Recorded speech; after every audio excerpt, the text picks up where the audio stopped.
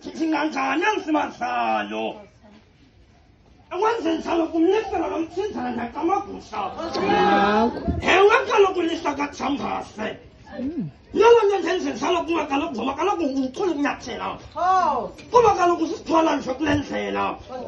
kuba kaloku abaninzi bajonge kuwa kuze bazophila ewe kaloku ndikajamazaziwa ngokubokha mithombe ehlupha ngokubhanka zala yamagqirha ngokunuka lefana lamanxela ngokuthuka ziphoxeze kundlu kubhoka khona fanele kundlu kukoka nakhona enzani kuphepesa manyanganyanga izizwe bona wavusela kuvumbulo njengamakwakho monke maziswanyise loo kaloku nditsho kuwe ntakanjini